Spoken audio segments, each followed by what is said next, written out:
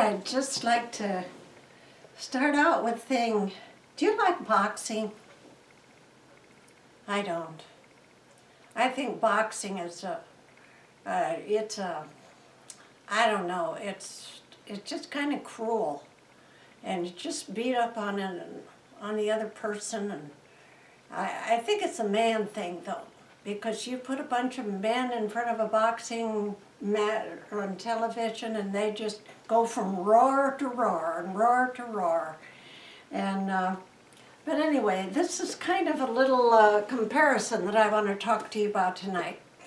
And this is Ruth and Polston, and I'm here functioning as well as I believe that I can, to just talk to you about our God and who He is, and how wonderful it is to be wholly abandoned to Him. So anyway, life that wins, and a continuing on of what my husband started. Okay, the boxing ring. Now, the one I want to talk to you about tonight, and I guess I would say, if you are serious about God and serious about the purpose that He might have in your life, then you're probably going to have some time that you spend in the boxing ring. Because God will not risk His grander purposes in life. And the bigger the purpose, the more time you'll spend there probably, until you learn what it is you're supposed to learn in the boxing ring. But anyway, the character, and tonight that I just feel like exemplifies it, is Jacob.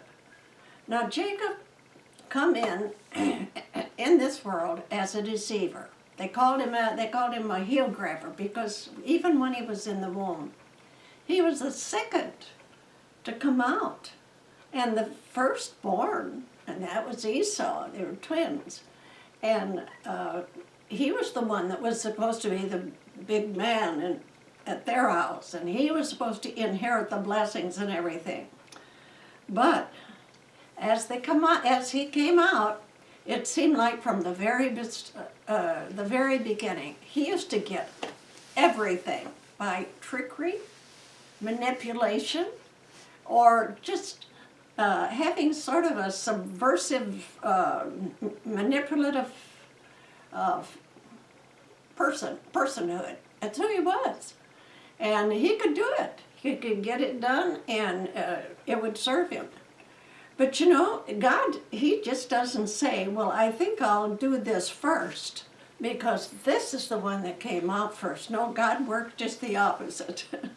If we've got God figured out, then He'll do something else. So I've learned that you don't figure God out. So anyway, he fooled his father one day and fooled his brother. And actually he stole from his brother, because his brother was out fixing soup for his father to eat. When he came in, here was Jacob, all dressed up in a garb that would throw his poor old daddy that was losing his sight clear off. And his daddy even said, you know, you sound like Esau. Now, but you feel like Jacob. And you know, that's kind of how it is when you have a double mind. And the Bible said that the double-minded man is unstable in all his ways. So anyway, if God's going to use him, and he got the blessing, and it was ordained of God for him to get it. You can't fuss with God. So anyway, he starts out, and he hits a place, and he has to run, of course. Esau's mad, and his mom said, you got to get out of here. So she probably fixed him a lunch, and away he ran. And he ran as far as Bethel. And when he was there, he laid down, go to sleep. And here was a ladder going up and down, and there were angels on it. And God spoke to him. He said, you go on. Keep going until you come to the land of your relatives. And he said, there you'll become great, but you will come again to this land. And he didn't even talk to him about the things in between. No, God waited for that. So away he goes, and he comes to Laban's house. Well, anyway, he's a good worker. And he learned how to manipulate the ranch, and he made himself very, very, very rich by trickery. Many of you know the story, so I won't labor at that. But, you know, his eyes fell on Rachel. She was the most beautiful woman that he had ever seen. And so he wanted to marry Rachel.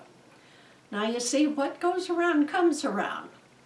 And so the other one said, you know, Leah should go first. She's the older one. Didn't tell him that, but fooled him that. And it wasn't until he pulled the veil up that he found out he got the wrong woman. It was not Rachel. And Laban had said, if you work 7 years, I'll give you the choice. Okay, he did. All right, when he found it was Leah, he was angry. He said, I worked for Rachel. Well, he said, I tell you, let's make a bargain. You work 7 more years and I'll give you Rachel. See, he was beginning what goes around comes around. So he worked 7 more years, and then God appeared to him. The Bible said the God of his fathers spoke to him, and he said, go back home. Go back home. You've got things to do back there. And he didn't tell him at that time, but he was going to have a nation inside of him that would startle the whole world. You know, it boggles my mind sometimes that God works with people that we just, if we weren't already saved, you know, we'd probably love to hate. My goodness, wasn't there anybody else? No, he wanted Jacob. So he starts home. And then he had a laceration with Laban on the way home. Thoughts that something had been stolen out of his house. And so finally he said, you know, I'll go back now. But he said, if you'll promise not to do me any more manipulation or anything else, he said, we're going to put up these stones. You don't come this way, and I don't go your way. You got it. That's the deal. So he gets on. And about that time, a runner comes up and says, remember Esau? Yeah. Well, he said, he's heard you're coming. So he said, he's looking right now. He's probably trumping through the the brushes right now, and you know, he's got 400 men with him. Oh. He is just about to have it come around again and go into the boxing ring. So he gets them all positioned. And that night, Jacob cannot sleep. No, fear, intense fear. And yeah, he had a reason to fear. And you know, when you're running from God and his purposes, you have a reason to fear. So he's on the run, and that night he goes to a place called Peniel. And it means that he wrestled with God. And you know what? He wanted God to get on his side. Protect me from Esau. So God said, tell me your name. Well, he didn't want to do that. Why? Because when they gave him a name back then, it meant something. And it meant to him, deceiver. So he said, oh, well, I can't do that. No, I can't admit that I'm a deceiver. He did all this deception, and yet he couldn't admit it. God said, and the Bible said he was wrestling with an angel. So anyway, it was getting early in the morning, and the angel said, I've got to go.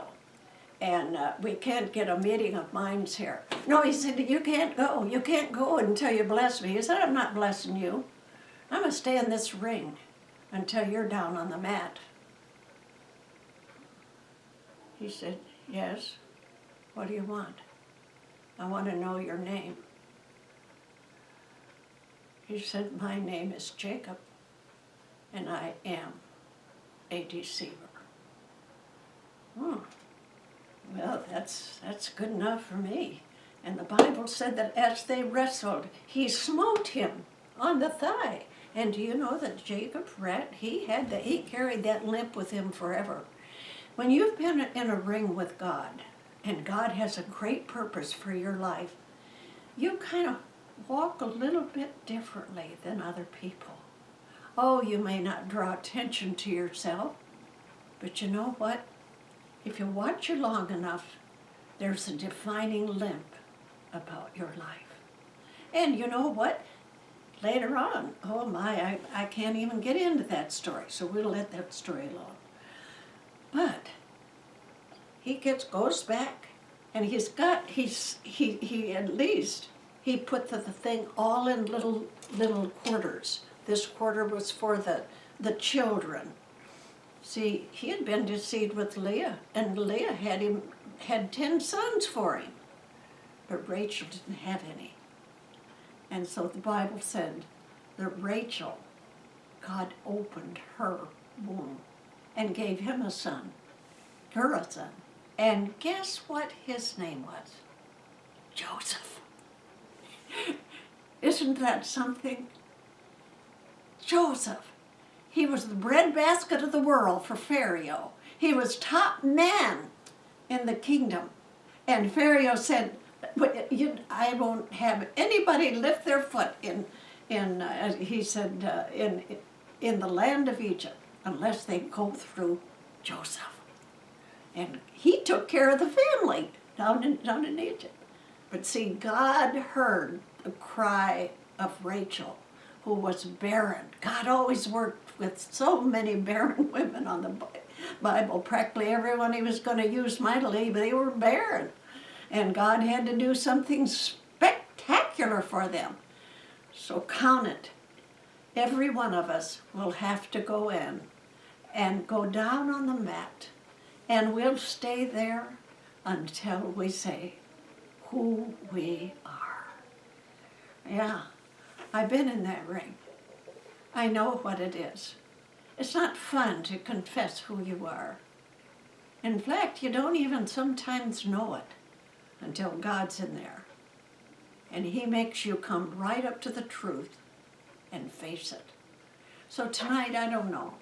Maybe you just feel like, yeah, I'm in the ring, but I'm on the ropes. Well, then you've still got the time. You don't have to stay on the mat. You can come to the terms, because you know what? God's got a big purpose for you. And if you want it fulfilled, you have to play by his rules. And that's what Jacob did not want to do. But I tell you, before God turned him loose and said, okay, you go, Jacob, you go, he said, and have your 12 sons of Jacob. He said, before you do, he said, you're going to go to the mat. So the mat is not too bad if God's in the ring with you. He's only perfecting what he has started. So that is encouraging for me. And I tell you, I wouldn't change the limp in my life for anything. I kind of like to walk that way. So if you want to be a limper for life, get with God in the ring.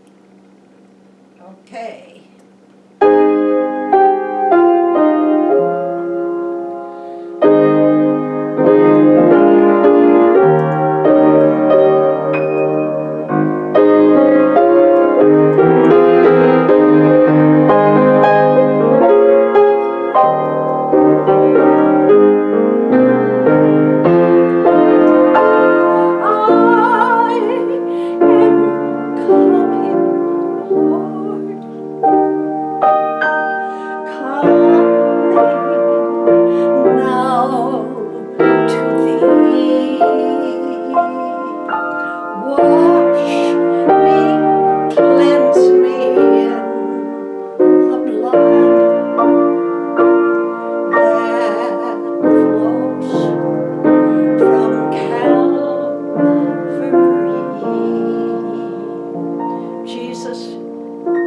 got in the ring for us.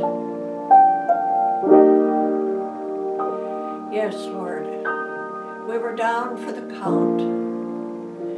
And Jesus, Father, I'll go.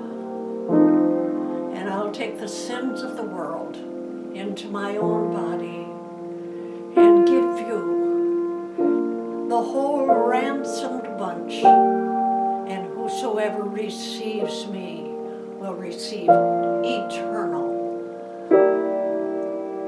I'm coming, Lord. I'm coming. And Jesus is my advocate. I am coming, Lord. Coming now to thee. Wash me, cleanse me in the blood that flows from Calvary.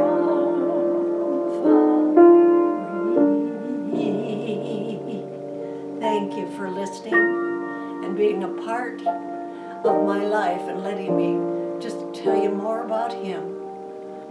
For me to live is Christ.